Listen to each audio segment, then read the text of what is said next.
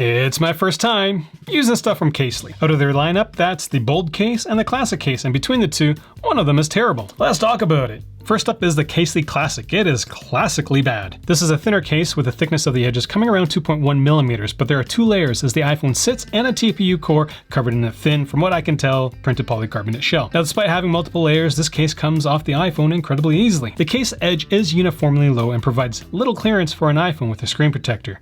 The back of the case has a glossy finish and handles very poorly. More on that in a bit. The one thing I do like about Casely are their case designs. This print, it's just so out there. When it comes to accessing your iPhone's buttons, on the Classic version, it's actually quite nice.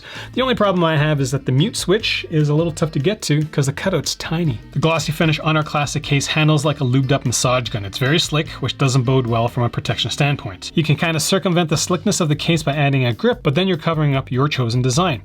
So between the slickness and the thinness, the Classic isn't going to be very protective for your iPhone. The looseness of the case won't do much during a face-first corner drop, and because the print covers almost all of the corner, it's going to get scuffed up from a drop on, say, concrete. Honestly, anytime I see the word Classic, all I can think about is that the company's like, this product's not that great, but we're going to add Classic to it to try to invoke some sort of nostalgia in you so that you buy it. Right, Monty? If this is the first time you watch one of my videos, hit subscribe. If you're getting any one of these cases, use my Amazon links. Casely didn't tell me to review these. You guys actually did, so I went and bought them, used them for several months, and here's the review. What are we going to talk about next, puppy?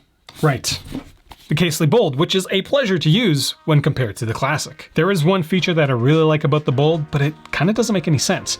The Bold is about 25% thicker than the Classic as the case thickness sits around 2.6 millimeters. The edge itself is mostly TPU than printed polycarbonate, which helps with the handling and protection of the iPhone. The most notable difference is a small patch of grip strips along the edge of the case. Now, the case edge is much higher on the Bold, which, well, improves protection, but also takes away from some of the handling. Casely uses a uniform edge instead of a tapered edge, so your fingers are going to bump up against the edge of the case frequently.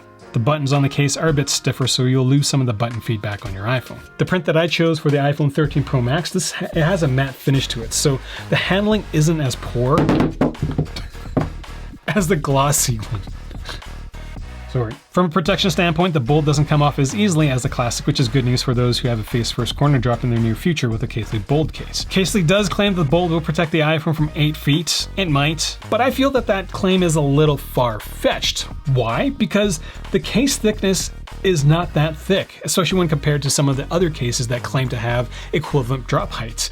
This is only a 2-layered case. The ones that you can drop from like 8 to 10 feet, they're triple layered cases. So yeah, I'm a little sus about the protection this case is going to offer your iPhone. Will it protect the iPhone from normal chest height drops? Absolutely, but from 8 feet, as a reviewer, I don't feel confident putting my iPhone in that predicament, we'll say. Now, what's the best part about the Bold? I've really grown to appreciate the Bold with its grip strips with a phone grip. Like, these grip strips sit where my fingers go, and with the pop grip, like, this is a rock solid foam setup.